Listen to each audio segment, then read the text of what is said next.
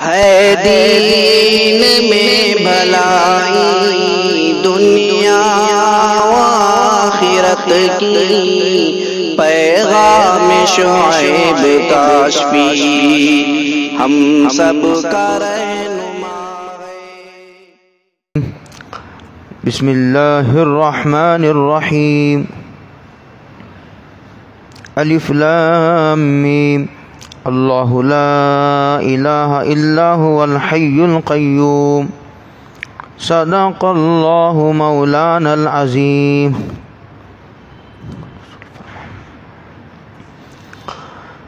یہ الف لام میم شروع میں سب سے پہلے جب قرآن کریم کی تفسیر شروع ہوئی تھی اس وقت اس کی تفسیر کر دی گئی ہے۔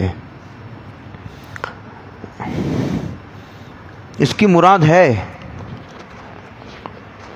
الف لام میم کی مراد ہے، لیکن ہم کو نہیں معلوم، اسی لیے اس کے سامنے تمام تفسیروں میں یہ لکھا ہوا ہے واللہ عالم بمرادہ بذالک۔ اس کا مطلب یہ کہ اس کی مراد اللہ جانتے ہیں، یعنی جانتے ہیں ہے اس کی مراد ہے۔ اور حضرت علی کا یہ کہنا ہے رضی اللہ تعالی عنہ، ہوا سر بین اللہ و رسول، یہ اللہ اور اس کے رسول کے درمیان کا ایک راز ہے جس کا امت سے تعلق نہیں ہے۔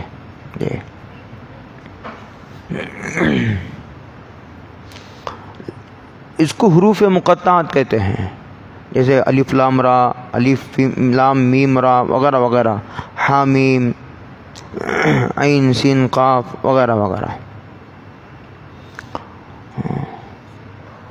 حضرت عمر رضی اللہ تعالی عنہ کی یہ رائے ہے، ابہموا ما ابہمہ اللہ، امام رازی نے نقل کیا ہے، کہتے ہیں کہ جسے اللہ نے مبہم رکھا ہے، جسے اللہ نے مبہم رکھا ہے اسے مبہم رکھو، جو باتیں بتائی گئیں کیا وہ کم ہیں، پہلے اس پر عمل کرو۔ ہو سکتا ہے کہ اس پر عمل کرنے کے نتیجے میں اللہ انعام کے طور پر اس کی مراد بھی کسی پر کھول دے، وہ الگ بات ہے، لیکن وہ حجت نہیں۔ یہ علماء کے لیے عرض ہے۔ اللہ لا الہ الا ہو، یہ سورت کے 80 یا 90 آیتیں۔ نجران کا ایک وفد تھا جو 14 یا 15 افراد پر مشتمل سرکار دو عالم صلی اللہ علیہ وسلم کی خدمت میں آیا تھا، متنازع فی مسائل پر گفتگو کرنے کے لیے۔ اس وقت نجران یہ وہ علاقہ ہے جو یمن سے ملا ہوا ہے، وہاں اس وقت عیسائی بستے تھے۔ وہاں کے اہم سردار اور ذمہ دار، مذہبی ذمہ دار بھی، اور وہاں کے جو اثر و رسوخ رکھنے والے لوگ تھے، ویسے 14 یا 15 افراد کا ایک وفد حضور کی خدمت میں آیا تھا۔ اس نے سوالات کیے، اس کے جوابات ہیں اس میں، یہ شان نزول ہے، پس منظر، ورنہ اس میں عمومی طور پر باطل عقائد کا رد ہے۔ کہتے ہیں اللہ ہو، اللہ ایک ذات ہے، اسے ماننا ضروری ہے۔ اگر کوئی آدمی اللہ کے وجود کو نہیں مانتا تو وہ بالاتفاق کافر ہے۔ جیسے ایک فرقہ ہے، اس کا یہ ماننا ہے کہ یہ کائنات کا پیدا کرنے والا کوئی نہیں، یہ کائنات خود بخود بنی ہے اور خود بخود چل رہی ہے، جب منظور ہوگی خود بخود ختم ہو جائے گی۔ ان کا رد ہے اس میں، کہتا نہیں، اللہ کی ایک ذات ہے، وہ کوئی فرضی نام نہیں ہے، وہ ایک ذات ہے واجب الوجود۔ کہتے ہیں لا الہ الا ہو، حضرت امام ابن القیم کا کہنا ہے کہ اللہ لا الہ الا هو الحی القیوم، یہ اسم اعظم ہے، جیسے لا الہ الا انت سبحانک انی کنت من الظالمین اسم اعظم ہے۔ وَإِلَٰهُكُمْ إِلَٰهٌ وَاحِدٌ لا الہ الا هو الرحمن الرحیم، یہ اسم اعظم ہے۔ یا حی یا قیوم کہتے ہیں اسم اعظم ہے، اور خود لفظ اللہ اسم اعظم ہے۔ حضرت الامام اعظم ابو حنیفہ کی رائے ہے۔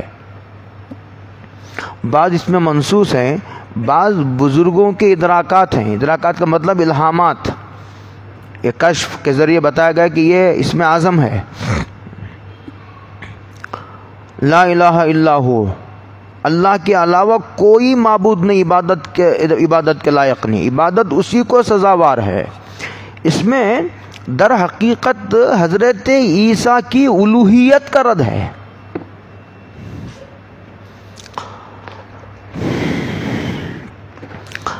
کہ حضرت عیسیٰ خدا نہیں،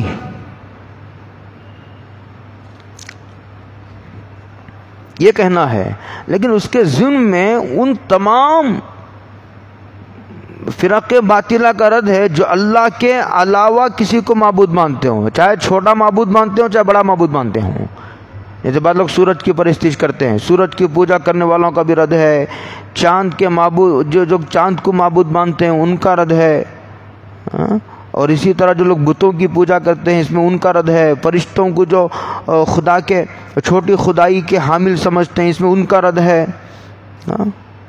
اللہ کے علاوہ جو جس چیز کو بھی خدا سمجھتا ہے ان سب کا اس میں رد ہے کہ اللہ کے علاوہ کوئی خدا نہیں، نہ چھوٹا نہ بڑا، کچھ نہیں. نہ حضرت عیسیٰ نہ موسیٰ، کوئی خدا نہیں، نہ پیر فقیر کوئی نہیں. اس میں قبر پرستوں کا بھی رد ہے. اولیاء اللہ قابل احترام ہیں، ان کی گستاخی کفر تو نہیں ہے لیکن کفر تک پہنچا سکتی ہے. نبی کا انکار کفر ہے. ایک آدمی اللہ کا ولی ہے، اللہ کا، اچھا دیکھو، اس لیے کہ ایک اور بات سمجھ لیجئے، جو نبی ہوتا ہے وہ اپنی نبوت کا اعلان کرتا ہے. جو بھی نبی ہوگا اپنی نبوت کا اعلان کرے گا کہ میں نبی ہوں، اور اپنے نبی ہونے کی دلیل بھی دے گا. لیکن جو اللہ کا ولی ہوتا ہے وہ اپنی ولایت کا اعلان نہیں کرتا، اور نہ ہر آدمی کو ضروری ہے کہ اس کی ولایت کو تسلیم کرے. ولی ماننا ضروری نہیں لیکن ولی کی گستاخی حرام ہے. اسی طرح زندہ ہو یا جو دنیا سے چلے گئے ہوں، جو اللہ کے ولی تھے، کسی زمانے میں مقبول تھے، جو ہے محبوب تھے اللہ کے، ان کی عظمت ضروری ہے، ان کا احترام ضروری ہے. وہ نہایت قابل احترام ہے، ان کی شان میں گستاخی حرام ہے. اور دعا میں ان کا وسیلہ بھی دیا جا سکتا ہے، لیکن ان کو نفع نقصان کا مالک سمجھنا، نفع مانگنا یا نقصان کو دور کرنے کی درخواست کرنا، یہ شرک ہے، یہ شرک کا شعبہ ہے. اسی طرح وہ جو ستاروں کا کھیل اخبار میں چھپتا ہے، وہ ستاروں کو نفع نقصان سمجھنا ہے. اب یہ واسطو کا عقیدہ آیا ہے، کچن اس طرف ہونا چاہیے اور سورج نکلتے ہی حال میں پڑنا، اس کی روشنی آنی چاہیے. یہ سب شرک کے شعبے ہیں. اس کا مطلب یہ ہے کہ اب سورج کی کرنوں کو نفع نقصان کا مالک سمجھنے لگا. یہ ویدوں کا، یہ ہندوؤں کا عقیدہ ہے، ویدوں سے ہوتے ہوئے مسلمانوں میں آ رہا ہے. اس سے بچنا فرض ہے. تو اللہ لا الہ الا ہو میں سب کا رد ہو گیا. معبود اللہ ہی ہے، اس کا ماننا ضروری ہے. نماز روزہ بعد میں، لیکن پہلے اس عقیدے کو مانو. یہ عقیدے کا آخر تک قرآن جگہ جگہ ہر 2 صفحے کے بعد اس عقیدے کو دہراتا ہے. ہر 2 صفحے کے بعد اس عقیدے کو دہراتا ہے قرآن.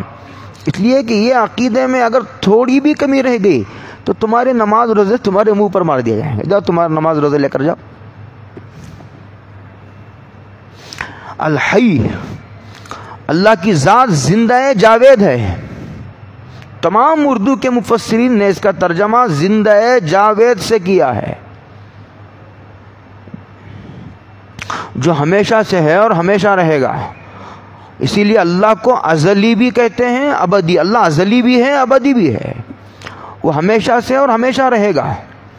الحیو کا ترجمہ اس میں حضرت عیسیٰ کے حضرت عیسیٰ، ہمارا یہ عقیدہ ہے کہ حضرت عیسیٰ آسمانوں پر اٹھا لیے گئے ہیں. قرآن کریم کا ایک ماننا ہے.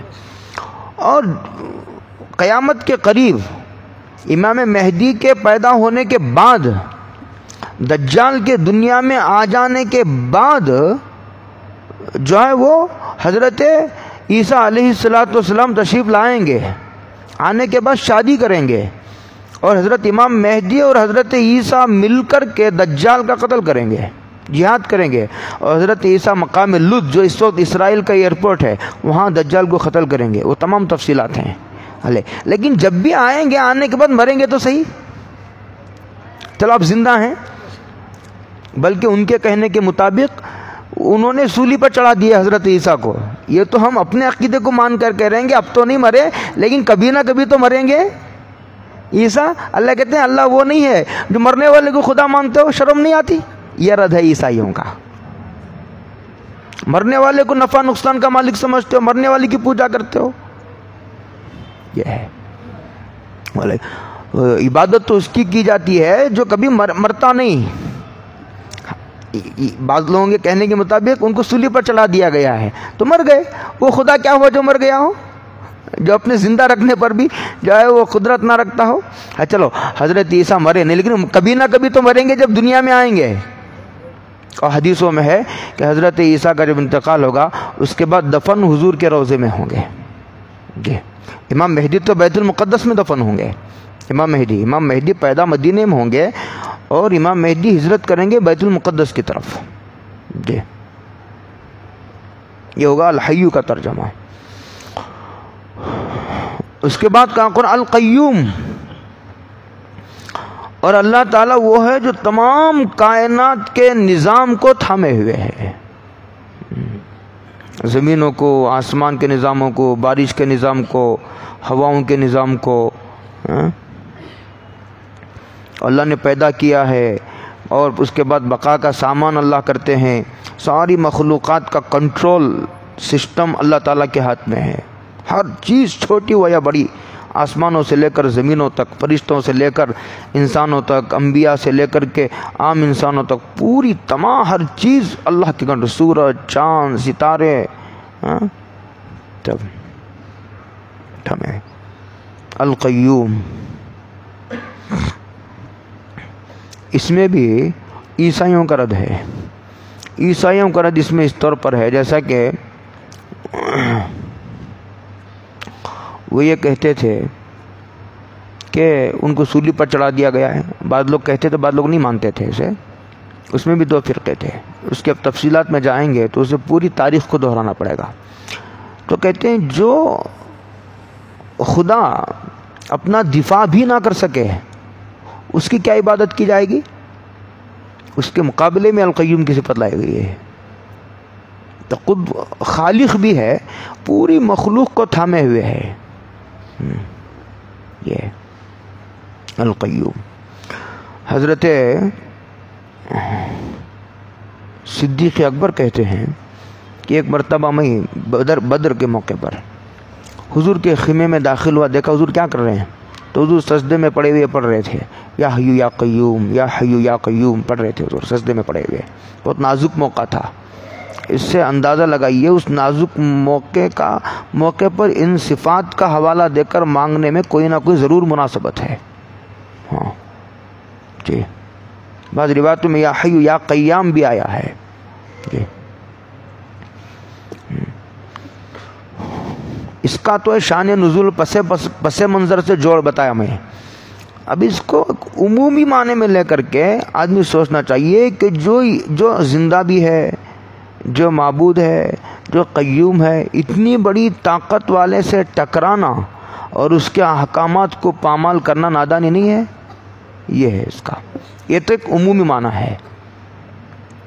آگے اللہ نے کہا نزل علیک الکتاب بالحق, کہتے ہیں اس نے یعنی اللہ نے نازل کیا. ایک ہے انزلہ اور ایک نزلہ جو یہاں آیا ہے. نزلہ کے معنی تھوڑا تھوڑا کر کے نازل کرنا. اور یہ بات سمجھنے کی ہے کہ قرآن کریم ہی ایک اللہ کی ایسی کتاب ہے جو تھوڑا تھوڑا نازل ہوا ہے. کوئی آسمانی کتاب تھوڑی تھوڑی نازل نہیں ہوئی, پوری کی پوری بیک وقت دے دی گئی ہے. جی اسی لیے جہاں بھی نزل آئے گا اس کے بعد جو بھی الکتاب آئے گا اس سے مراد قرآن مجید ہے. کہتے ہیں کہ اس نے تم پر الکتاب کو نازل کیا. یہ الف لام عہد کا ہے, علماء کے لیے عرض ہے. یعنی الکتاب سے مراد ایک خاص کتاب ہے, یعنی قرآن مجید.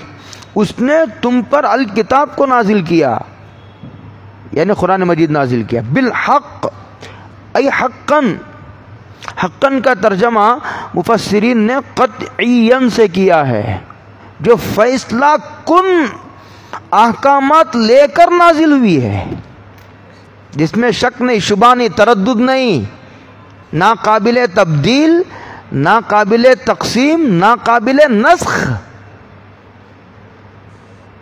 اب منسوخ نہیں ہوگا قرآن کریم کا، اب کوئی حکم منسوخ نہیں ہوگا، نہ اس میں تبدیلی ممکن ہے نہ اس میں تقسیم ممکن ہے. کتنے احکامات کو اب لیا جائے گا، اب چونکہ یہ ٹیکنالوجی کا دور ہے، قرآن کریم کے اتنے حصے کو اب چھوڑ دیا جائے گا، ایسا نہیں. بالحق یہ فیصلہ کن دو ٹوک احکامات لے کر کے نازل ہوا ہے، تھوڑا بھی تردد نہیں، شک و شبے کی کوئی گنجائش نہیں، کوئی جھول نہیں، کوئی لچک نہیں. بالحق کا ترجمہ مصدقا لما بین یدیہ، اور وہ جو ان کے پاس ہے ان کی تصدیق کرتا ہے. جب قرآن کریم نازل ہوا اس سے پہلے بھی اہل کتاب تھے، یہودی تھے، عیسائی تھے، ان کی کتابوں کے یعنی توریت کی، انجیل کی، تمام آسمانی کتابوں کی وہ قرآن کریم بالاجمال تصدیق کرتا ہے. یعنی یہ تصدیق کرتا ہے کہ وہ اللہ کی کتابیں تھی، یعنی ان کتابوں کی تصدیق کرتا ہے جو حضرت موسیٰ اور عیسیٰ اور حضرت داؤد پر نازل ہوئی تھی. وہ آسمانی کتابوں کی اس وقت بھی توریت و انجیل کے نام سے کتاب مقدس ملتی ہے، اس کی تصدیق مراد نہیں، اس کی تصدیق مراد نہیں، وہ تو انسانوں کی لکھی ہوئی ہے، اور حضرت عیسیٰ کے بہت سال بعد لکھی ہوئی ہے. حضرت مولانا نعمت اللہ صاحب ہیں ہمارے استاذ الاساتذہ، اللہ تعالیٰ ان کی عمر دراز فرمائے. اتنا بڑا محدث صدیوں میں پیدا ہوتا ہے. ان کا وہ کتنے بڑے محدث ہیں ان کا اندازہ اس کو ہوگا جو کم سے کم 40 سال حدیث پڑھایا ہو، پھر وہ سوال کرے تو ان کے علم حدیث کی گہرائی کا اندازہ ہوگا. طالب علم کا اندازہ نہیں ہوتا ان کے علم حدیث کی گہرائی کا. ایسے لوگ تو معجزہ ہے حضور کا، حضور کے معجزات میں سے لوگ ہیں، ایسے لوگ معجزات ہیں حضور کے. علم حدیث کی حفاظت کے لیے اللہ ایسے افراد کو ہر زمانے میں پیدا فرماتے ہیں، اور ان کو عوام کے درمیان شہرت بھی نہیں دیتے. یہ بھی ایک اللہ کی سنت ہے. ایسے لوگوں کو بیانوں کے حوالے کر دیا جائے تو علم حدیث کی حفاظت کون کرے گا؟ اللہ کی ایسی سنت نہیں ہے. جو لوگ تاریخ سے ناواقف، بے خبر ہوتے ہیں، ناآشنا ہوتے ہیں، وہ اس قسم کی نادانیاں کرنے کی کوشش کرتے ہیں. وہ بند کمرے کے لوگوں کو بھی اسٹیج پر لانا چاہتے ہیں. ان کو بند کمروں میں بند رہنے دو تو تمہاری خیر ہے، ورنہ پھر قرآن و حدیث کو سمجھنے والے 20 سال میں ختم ہو جائیں گے. یہ سمجھنے کی بات ہے. تصدیق کرتا ہے. اچھا ان کے تصدیق کرتا ہے ان کی بالاجمال، جو کچھ ہے وہ کتابوں کی تصدیق ہے کہ اللہ کی کتابیں تھی. اس لیے کہ توریت و انجیل میں لکھا ہوا تھا کہ ایک نبی آئے گا، وہ نبی توریت و انجیل کی تصدیق کرے گا تو تم اس پر ایمان لاؤ. گویا اب اللہ کی کتاب کو نہ ماننا توریت کو نہ ماننا ہے. سمجھے؟ آگے فرماتے ہیں وانزل التوراۃ والانجیل، توریت و انجیل کو اللہ نے نازل. دیکھو یہاں اوپر نزلہ کا ہے، انزلہ کہتا قرآن. التوراۃ والانجیل کو اللہ نے نازل کیا. توریت و انجیل دو آسمانی کتابوں کے نام ہے. من قبل یعنی قرآن مجید سے پہلے توریت تو حضرت موسیٰ پر نازل ہوئی، انجیل حضرت عیسیٰ پر. حضرت عیسیٰ بنی اسرائیل کے آخری نبی ہیں، حضور تو سلسلے نبوت کے آخری نبی ہیں. اور حضرت عیسیٰ بنی اسرائیل میں 4000 انبیاء ہے. بنی اسرائیل خاندان کا نام ہے جو حضرت یعقوب سے چلا ہے. بنی اسرائیل حضرت یعقوب کا نام ہے. کہتے ہیں کہ اس میں 4000 انبیاء اور بنی اسرائیل کے آخری نبی حضرت عیسیٰ ہیں. حضور تو سلسلے نبوت کی آخری کڑی ہیں، ان کے بعد تو کوئی نبی نہیں آئے گا، نہ بنی اسماعیل میں آئے گا نہ بنی اسرائیل میں آئے گا. اب نبی ہی نہیں آنا ہے. اس سے پہلے ہدی للناس، وہ کتابیں پوری انسانیت کی ہدایت کے سراپا ہدایت. ہدی للناس یہ مصدر ہے ہدا، اس کا ترجمہ یہ بنے گا کہ سر سے لے کر پیر تک ہدایت ہی ہدایت. جس آیت پر بھی ہاتھ رکھ دو وہ ہدایت ہی ہدایت. یہ مطلب ہے سراپا ہدایت. ہدا کا ترجمہ یہ مصدر ہے، اس میں مبالغہ کے معنی پائے جاتے ہیں. وہ جو پہلے کتابیں نازل کی گئی تھی قرآن مجید سے پہلے، توریت و انجیل جو نازل کیے گئے تھے، کہتے ہیں کہ وہ پوری انسانیت کے لیے، کسی خاص طبقے کے لیے نہیں، بشرطے کہ کوئی آدمی خالی ذہن ہو کر ہدایت کا متلاشی ہو، ہدایت کی طلب ہو اس کے اندر، حق کی جستجو ہو تو. لیکن کوئی آدمی گمراہی میں پڑے رہنے کا فیصلہ کر لیا ہو، کوئی آدمی کفر اور شرک کی لعنتوں میں پڑے رہنے کا فیصلہ کر لیا ہو، اور اسی میں رہتے ہوئے اس نے مرنے کا فیصلہ کر لیا ہو تو اسے کوئی کتاب ہدایت نہیں دے سکتی. ہدایت اس کو دیتی ہے کتاب جو خود بھی ہدایت کی طرف آنا چاہتا ہو، ورنہ انبیاء بھی گھٹنے ٹیک دیتے ہیں، اللہ کی کتابیں بھی ہار مان جاتی ہیں. ہاں، من قبل ھدی للناس، کتابوں کی طرف سے کوئی کمی نہیں ہے. ہاں، وانزل الفرقان، یعنی ہدا میں سمجھ میں آ رہی میں کیا بتاؤں؟ ہدایت سامنے والے کو راہ یاب پر لانے کی کامل صلاحیت رکھتی ہیں. ہر آسمانی کتاب میں یہ طاقت ہوتی ہے. سامنے والا ہدایت پر نہیں آنا چاہے تو کیا کریں؟ جیسے مدرسے میں بعض بچے آتے ہیں، ہمارے بعض بچے تو 10 مہینے میں بھی حفظ کر کے چلے جاتے ہیں، 10 مہینے میں حفظ کر کے چلے جاتے ہیں، اور حفظ 10 مہینے کا ہی کورس ہے. روزانہ 2 صفحے سنا ہو، 10 مہینے میں حفظ ختم. پابندی سے اگر آدمی پڑھے، چلو 2 سال 1.5 سال لگاؤ، چلو ٹھیک ہے. بعض بچے قسم کھا کر آتے ہیں کہ اچھے نہیں پڑھا سکے، اچھے نہیں پڑھا سکے. دیکھیں کون پڑھاتا ہے. اچھے نہیں پڑھا سکے، دیکھیں کون پڑھاتا ہے. میری بھی ضد ہے. ایسا اگر بچہ ضد کر کے بیٹھ جائے تو استاد کیا پڑھائے گا؟ بیچارہ ہار مان جائے گا. وانزل الفرقان، اور اللہ نے الفرقان کو نازل کیا. بعض کہتے ہیں کہ الفرقان سے مراد معجزات ہیں، دلائل ہیں. بعض کہتے ہیں الفرقان سے مراد قرآن مجید ہی ہے. یعنی قرآن مجید میں حق و باطل کے درمیان تمیز کرنے کی صلاحیت ہے. بتا دیتا ہے کہ یہ حق ہے، یہ باطل ہے، یہ صحیح ہے، یہ غلط ہے، یہ جائز ہے، یہ ناجائز ہے. قرآن بتاتا ہے. کہتے ہیں اس کے بعد کہتے ہیں ان الذین کفروا بآیات اللہ، جو لوگ اللہ تعالیٰ کے احکامات معجزات دیکھ کر دلائل پیش کرنے کے باوجود جو ہے اسے سمجھنا نہیں چاہتے. ایک ہے سمجھ میں نہیں آتا، ایک ہے کہ سمجھ میں نہیں آتا، ایک ہے کہ سمجھنا ہی نہیں چاہتے.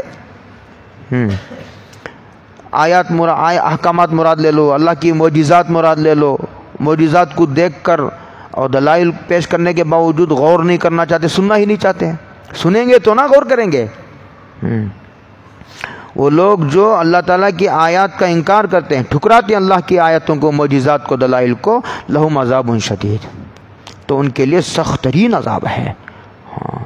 آخرت میں تو ہے ہی، کبھی اس کا نمونہ اللہ تعالیٰ دنیا میں بھی بتا دیتے ہیں. آگے کہتے ہیں واللہ عزیز، اور اللہ زبردست ہیں. ہاں، ان کی سزا سے کوئی بچ نہیں سکتا. اور اگر سزا دینے پر آئے کوئی مقابلے میں نہیں آ سکتا، کوئی بچا نہیں سکتا. کوئی بچا نہیں سکتا. اب یہاں ہنگامہ نہ برپا، اپوزیشن آ جاتی ہے پارلیمنٹ میں، دیکھتے نہیں آئے دن ہنگامہ ہوتا رہتا ہے. وہ کوئی اللہ کی ووٹوں والی حکومت تھوڑی ہے. وہ ووٹوں کا خدا نہیں ہے، ووٹوں کا نوٹوں کا خدا نہیں ہے. وہ قادر مطلق، قادر علی الاطلاق، مختار کل ہے. کہتے ہیں واللہ عزیز، اللہ زبردست ہے اور ہر کمزوری سے پاک ہے. یہ الگ بات ہے کہ کسی کو سزا نہ دے، لیکن اگر سزا دینا چاہے تو کوئی روک نہیں سکتا اور کوئی اس کے مقابلے میں نہیں آ سکتا. اتنا زبردست ہے. ذو انتقام، اور جو ہے بدکاروں سے انتقام لینے والا ہے. دنیا میں لیتا ہے، کبھی کبھی آخرت میں جیسی مصلیحت ہو. کبھی دنیا میں ہی لینا مصلیحت ہو تو دنیا میں لیتا ہے، نہیں تو آخرت میں تو اللہ تعالیٰ ضرور لیں گے. واللہ عزیز ذو انتقام. آپ سمجھے، اللہ تعالیٰ کی یہ صفت ہے. اسی طرح یہ صفت انبیاء میں بھی ہوتی ہے. اسی کا پرتو، اسی کا عکس، اسی کا اثر انبیاء میں بھی ہوتا ہے اور اولیاء کاملین بھی ہوتا ہے. اولیاء کاملین میں بھی ہوتا ہے، انبیاء میں بھی ہوتا ہے. جیسے حضرت رسول اللہ صلی اللہ علیہ وسلم رحمۃ للعالمین ہیں. لیکن رحمۃ للعالمین کا یہ مطلب نہیں ہے کہ حضور جہاد نہیں کریں گے. حضور نے جہاد بھی کیے ہیں، مستقل تفصیلات ہیں. حضور نے تلوار بھی اٹھائی ہے اور کفر کی طاقتوں کو حضور نے اپنے پاؤں تلے روندا بھی ہے. ہاں، صدیق اکبر کے بارے میں حدیث پڑھتے ہیں، جمعہ میں نہیں سنتے، اور ہم امتی بھی امتی ابو بکر. امت کا سب سے زیادہ رحم والا کون ہے؟ میری امت پر سب سے زیادہ رحم کرنے والا ابو بکر ہے. نہایت رقیق القلب تھے، نہایت نرم دل تھے، تھوڑی بھی سختی نہیں تھی مزاج میں. لیکن ایک مرتبہ کسی نے بغاوت کی تو حضرت نے فرمایا کہ اس کو آگ میں جلا کر راکھ کر دو. سمجھے، وہ ملکی مصلحت کا تقاضا تھا، سیاسی مصلحت کا تقاضا تھا. ہاں، محقق جامع الازداد ہوتا ہے، دونوں قسم کی، وہ حال بدلا حکم بدلا، حالات بدل گئے احکامات بدل گئے، تقاضا بدل گیا حکم بدل گیا.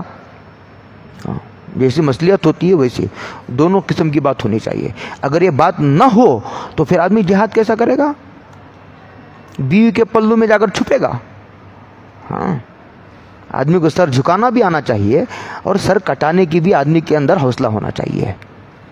یہ ہے واللہ عزیز ذو انتقام کا تقاضا. وہ لوگ جو نرم ہیں تو نرم ہی ہیں، سخت ہے تو سخت، ان کو پتہ ہی نہیں کب سختی کرنا چاہیے کب نرمی کرنا چاہیے، وہ ادھورے ہیں اور ایسے لوگوں کی تقلید نہیں کی جاتی ہے، اور نہ ایسے لوگ آئیڈیل ہوتے ہیں. آگے اوپر تو اللہ تعالیٰ کی قدرت کا ذکر تھا، نیچے اللہ تعالیٰ کے علم کے کامل ہونے کا ذکر ہے. کہتے ان اللہ لا یخفی علیہ شیء فی الارض ولا فی السماء، بلا شبہ اللہ تعالیٰ پر زمین و آسمان میں کوئی چیز چھپی ہوئی نہیں ہے. اس میں اس طرح ایک تو یہ عقیدہ ہے اور اس عقیدے کا ایک اثر ہے. اس عقیدہ اس لیے سکھایا جاتا ہے، عقیدہ اس لیے بیان کیا جاتا ہے کہ اس عقیدے کا ایک اثر ہے.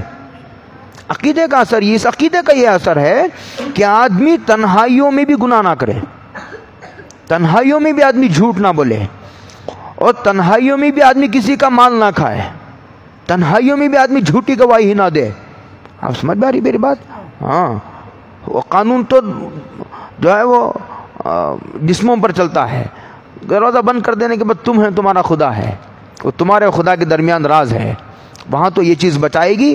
یہ عقیدہ جب تک راسخ نہیں ہوگا اس وقت تک جو ہے وہ آدمی تنہائیوں میں گناہوں سے نہیں بچ سکتا.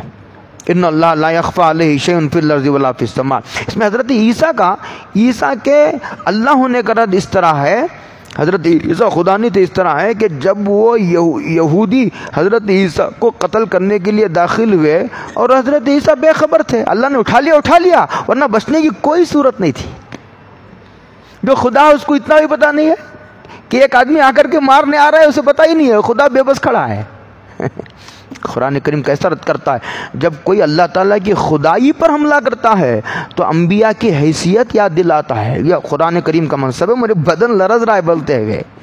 یہ جگہ قرآن نے بڑا عجیب و غریب انداز میں رد کیا حضرت عیسیٰ کی خدائی کا. وہ کہا کانا یاکلانی طعام، کانا یاکلانی طعام، یہ دونوں کھانا کھاتے ہیں. یعنی کھانا کھانے والا کوئی خدا ہے؟ کھانا کھانے والا جو کھانے کا پینے کا محتاج ہو وہ خدا ہو سکتا ہے؟ یہ کیا. لیکن اس کے آگے ایک اور بات لکھی ہے مفسرین نے، وہ یہ لکھی ہے جب کھانا کھائے گا تو آدمی پیشاب بھی تو کرے گا یا نہیں کرے گا؟ کھانا کھائے گا تو بیت الخلاء بھی کچھ جائے گا. اب کھانا پینے والا پیشاب اور بیت الخلاء کر لے کر گھومنے والا وہ خدا ہو سکتا ہے؟ کیسا زبردست رد کیا ہے قرآن نے. آپ سمجھ رہے نہیں سمجھ رہے؟ جب خدائی پر حملہ کرتا ہے کوئی تو قرآن کریم پھر انبیاء کی حیثیت سمجھاتا ہے. آگے کہتے ہیں هو الذی یصورکم فی الارحام کیف یشاء. کہتے ہیں یہی وہ خدا ہے جو ماں کے پیٹوں میں بچے کو جیسا چاہے بناتا ہے. یعنی یہ کہنا ہے اس میں، اصل میں وہ لوگ یہ کہتے تھے کہ جب حضرت عیسیٰ کا کوئی باپ نہیں تو یقیناً وہ اللہ کا بیٹے، اللہ کے بیٹے ہیں. کلمۃ القاہا الی مریم، اللہ کی روح ہیں، اللہ کا کلمہ ہیں، لہذا اللہ کے بیٹے ہوئے. جب عیسیٰ کا کوئی باپ نہیں تو خدا ہی باپ ہے. وقالت الیہود عزیر ابن اللہ وقالت النصارى المسیح ابن اللہ. یہودی کہتے تھے، سب یہودی نہیں، یہودیوں کا ایک طبقہ یہ کہتا تھا کہ حضرت عزیر اللہ کے بیٹے ہیں، اور عیسائی یہ کہتے تھے کہ حضرت عیسیٰ اللہ کے بیٹے ہیں. قرآن نے دونوں کو رد کیا. ذالک قولہم بافواہہم قاتلہم اللہ انا یوفکون. کہاں کے ہانک رہے ہو؟ کیا دلیل ہے تمہارے پاس اس کی؟ کہتے ہیں کہ دیکھو اللہ کی سنت تو یہی ہے کہ اللہ ایک میاں بیوی کے ملاپ کے بعد بچہ پیدا کرتے ہیں، لیکن اس پر بھی اللہ کو قدرت ہے کہ بغیر ماں باپ کے حضرت آدم کو بنایا، اور جو ہے بغیر ماں کے حضرت حوا کو بنایا، اور بغیر باپ کے حضرت عیسیٰ کو بنایا. کبھی کبھی اللہ اپنی قدرت کا ہر نمونہ دکھانا چاہتے ہیں، اور قدرت اس وقت بھی تھی، قدرت اس وقت بھی ہے، لیکن اللہ کی سنت نہیں ہے یہ. کہتے ہیں کہ اسی طرح اسی طرح جو ہے ماں باپ کے ملنے سے بچہ پیدا ہوتا ہے، لیکن کبھی اللہ تعالیٰ ان اسباب کا محتاج نہیں ہے. یہ پہلو کو کیوں نظر انداز کرتے ہو؟ اللہ کی سنت ہے، بے شک سنت ہے، لیکن اللہ کو قدرت اس بات پر بھی ہے کہ بغیر شوہر کے، بغیر باپ کے بچہ پیدا کرے. شوہر ملنے کے بعد، شوہر کا نطفہ جانے کے بعد اللہ صورت بناتے ہیں. تو اللہ تعالیٰ حضرت جبریل کے ذریعے سے، پھونک کے ذریعے سے وہ کوئی چیز پیدا کر دے، پھر اسے ایک صورت دے دے، اس پر بھی اللہ قادر ہے. یہ کیا عجیب و غریب بات ہے؟ اللہ کی قدرت سے تو کوئی، اللہ کے لیے تو کوئی چیز مشکل نہیں. چھوٹی بڑی کا سوال ہی نہیں ہے. چھوٹی بڑی تو ہمارے اعتبار سے ہے، غیب اور شہادت تو ہمارے اعتبار سے ہے، آسان و مشکل ہمارے اعتبار سے ہے. اس کے لیے ہر چیز آسان ہے، اس کے لیے ہر چیز چھوٹی ہے، اس کے لیے ہر چیز شہادت ہے. غیب کا کوئی سوال نہیں. وَالَّذِي يُصَوِّرُكُمْ فِي الْأَرْحَامِ كَيْفَ يَشَاءُ. فی الحال بچہ بنا دے، لڑکا بنا دے، لڑکی بنا دے، بدصورت بنا دے، خوبصورت بنا دے، ان کی مرضی ہے، جیسے چاہے بنائے. لا الہ الا ہو، ان کے علاوہ کوئی معبود نہیں. العزیز زبردست ہے، ہر عیب سے پاک ہے. الحکیم، اور اللہ تعالیٰ حکمت والے ہیں. جب جیسی مصلحت جس میں ہوتی ہے اللہ تعالیٰ ویسا کرتے ہیں. جی العزیز الحکیم. آگے کہتے ہیں هو الذی، یہ وہ اللہ ہے، انزل علیک الکتاب، جس نے تم پر الکتاب کو نازل کیا. کہتے ہیں منہ آیات محکمات، اس میں کھلی ہوئی آیتیں ہیں جن کا معنی متعین ہے. ہن ام الکتاب، اس میں کچھ ایسی آیتیں، ایسے احکامات ہیں. کتاب میں دو قسم کے احکامات ہیں، قرآن مجید میں ہو یا پہلی کتابوں میں ہو. محکمات یعنی جن کی مراد واضح ہے، جیسے چوری مت کرو، زنا مت کرو، چغلی مت کھاؤ، غیبت مت کرو، وعدہ خلافی مت کرو. یہ سب احکامات ہیں. نماز مت چھوڑو، زکوٰۃ دو، نماز پڑھو، روزے رکھو. سمجھے بات؟ یہ سب احکامات ہیں، یہ واضح ہیں، اس میں کیا مشکل ہے؟ نماز پڑھو، کیا مشکل ہے سمجھنا؟ روزہ رکھو، کتنا واضح ہے. زنا کے قریب تک نہ پھٹکو، کیا مشکل ہے؟ وعدہ خلافی نہ کرو، الزام تراشی سے کام نہ لو، کسی کی عزت و آبرو پر حملہ نہ کرو، بدگمانی نہ کرو، کسی کا مذاق نہ اڑاؤ، حضور کے مقابلے میں اپنی رائے کو ترجیح نہ دو، حضور کے سامنے اپنی آواز بلند نہ کرو، حضور کے سامنے اپنی آواز بلند نہ کرو، وغیرہ وغیرہ احکامات ہیں. یہ احکامات ہیں، یہ واضح، ان کو محکمات کہتے ہیں. ان کے معنی بھی، مراد بھی معلوم، متعین ہے، احتمال نہیں دوسرے معنی کا.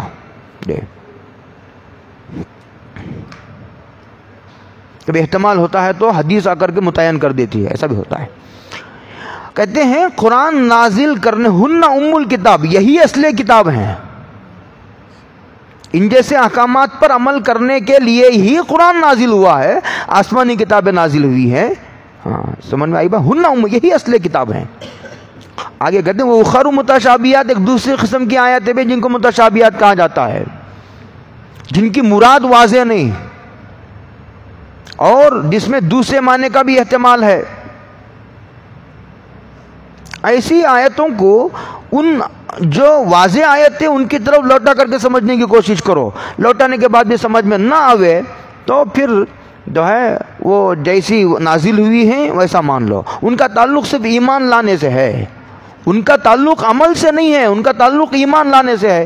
بھائی جن احکامات کا تعلق عمل سے ہے اس پر تو عمل نہیں کرتے، اور جن پر صرف ایمان لانا کافی ہے ان کی کھوجوں کو روکنے پڑ دیتے ہو. یہ کوئی نادانی نہیں، یہ اپنی حد سے بڑھنا ہے،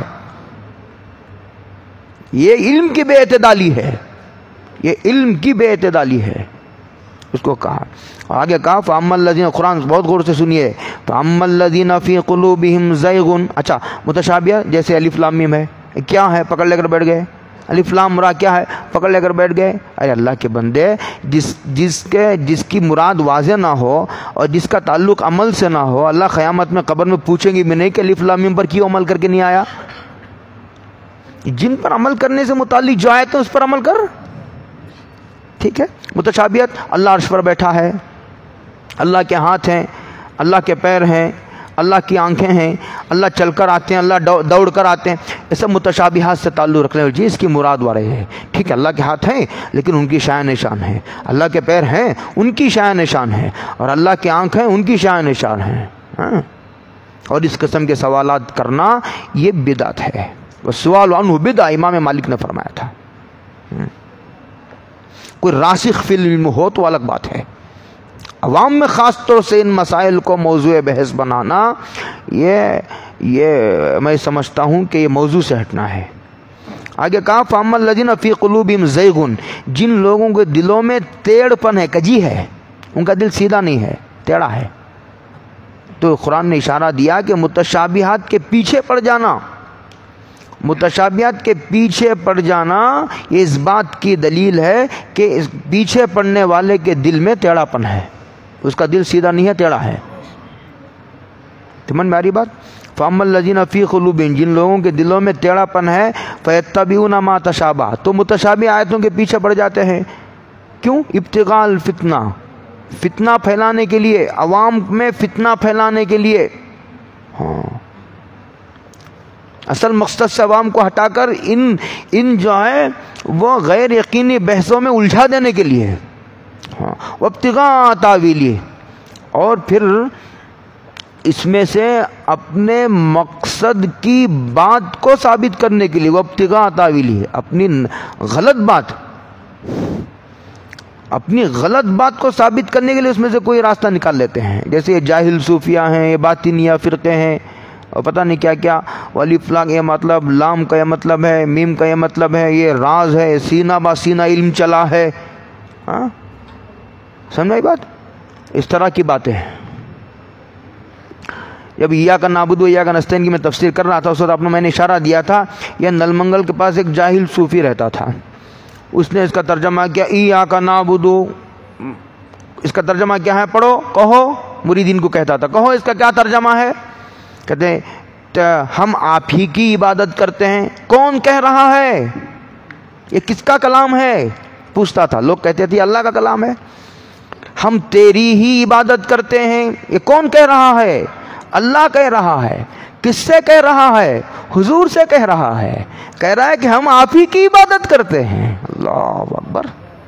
جبکہ اس کا مطلب یہ ہے کہ اس صورت کا ایک نام تعلیم مسئلہ ہے.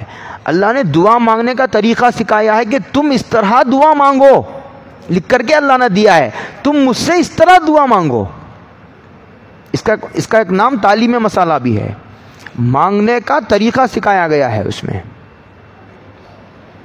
تو اس طرح کی باتیں نکال لیتے ہیں متشابہات کے پیچھے پڑ کر کے. وابتغاء تاویلہ، کہتے ہیں وما یعلم تاویلہ الا اللہ، اور اس کی حقیقی مراد اللہ کے علاوہ کوئی نہیں جانتا. اللہ کا پیر ہے، کیفیت معلوم نہیں. اللہ عرش پر بیٹھا ہوا ہے، لیکن کیفیت کسی کو نہیں پتا. کیسے بیٹھا؟ میں جیسا بیٹھا ہوں ویسا بیٹھا ہے. ایک کرسی پر بیٹھتے ہیں بیان کرنے کے لیے، ایسا اللہ کرسی پر بیٹھا ہے، عرش پر، کیفیت مجہول ہے. سمجھے میری بات؟ بیٹھا ہے، قرآن سے اتنا معلومات ہے اللہ عرش پر بیٹھا ہے. اللہ چل کر آتے ہیں، دوڑ کر آتے ہیں، اللہ سنتے ہیں، اللہ دیکھتے ہیں. والراسخون فی العلم، بعضوں نے کہا کہ اللہ بھی جانتے ہیں متشابہات کے حقیقی مراد کو، اور راسخین فی العلم بھی جانتے ہیں.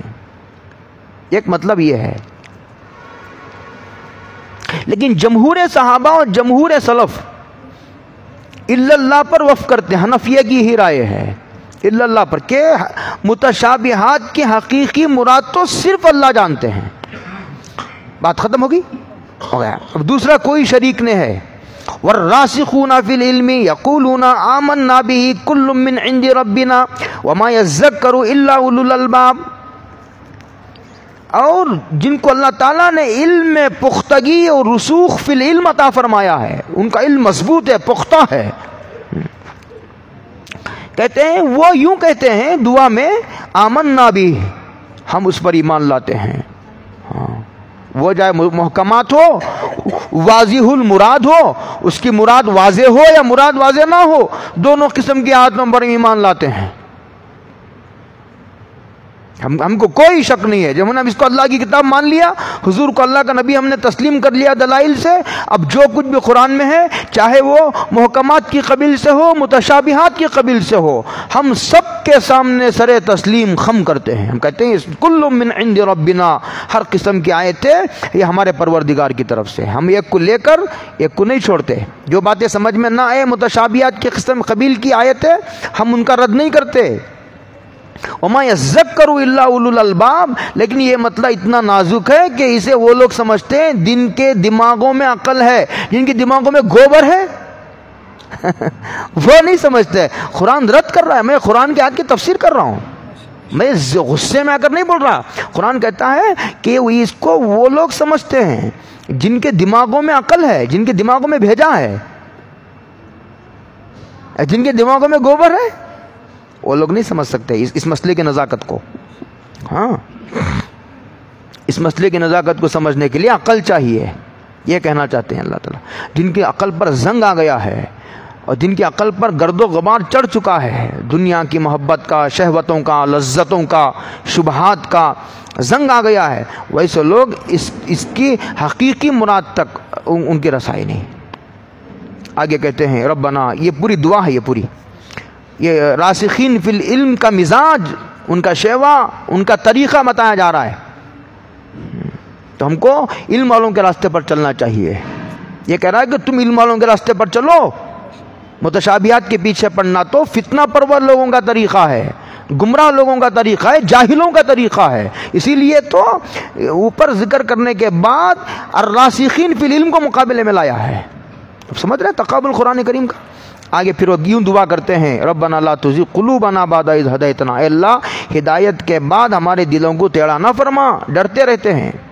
وہ دعویٰ تو کیا کریں گے، با توفیق بندے دعویٰ نہیں کرتے، با توفیق بندے دعویٰ نہیں کرتے.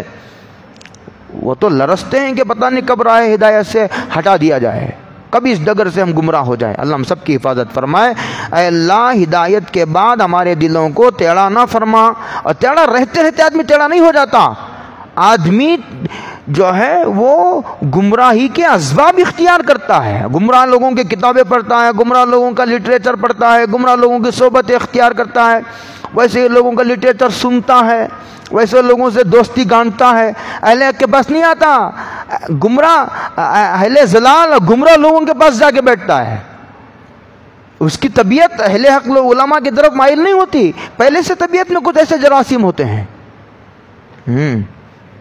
وَهَبْ لَنَا مِن لَّدُنْكَ رَحْمَةً، اور اپنی طرف سے اے اللہ ہمارے کسی عمل کی وجہ سے نہیں، ہمارا کوئی عمل تیرے دربار عالی کے شان کا ہے، کوئی ایسا عمل ایک بھی تو نہیں ہے جس کا حوالہ دیا جا سکے. اس لیے اپنی عنایت، اپنے لطف و کرم سے اے اللہ ہمیں عطا فرمائیے، بدلہ نہیں. حب لنا، ہدیہ تو بلا عوض ہوتا ہے، ہدیہ کسی کا عوض نہیں ہوتا، وہ تو محبت میں دیا جاتا ہے. کہتے ہیں بلا استحقاق آپ اپنی طرف سے رحمتن کا ترجمہ مفسرین نے صاحب روح المعانی نے استقامت سے کیا ہے. استقامت عطا فرمائی ہے. حضرت الامام اعظم ابو حنیفہ کی رائے یہ ہے، بہت بڑے آدمی کی شہادت ہے، جو آدمی اس دعا کا اہتمام کرے گا اللہ تعالیٰ اس کا خاتمہ بالخیر فرمائیں گے. بہت بڑے آدمی کی شہادت ہے، حسن خاتمہ نصیب فرمائیں گے. اس کا خاتمہ انشاءاللہ ایمان پر ہوگا، اللہ کلمے والی موت نصیب فرمائیں گے. یہ بہت بڑے آدمی کی شہادت ہے، یاد رکھنی چاہیے. یہ دعا یاد بھی کرو، بچوں کو یاد دلا دو. انکا انت الوہاب، اور بلا شبہ آپ تو بہت دینے والے، آپ تو بہت بڑے داتا ہیں، اور آپ کے لیے استقامت کا عطا کر دینا کیا مشکل ہے. یہ ہے اس کا مطلب. اللہ عمل کی توفیق عطا فرمائے. وآخر دعوانا الحمدللہ.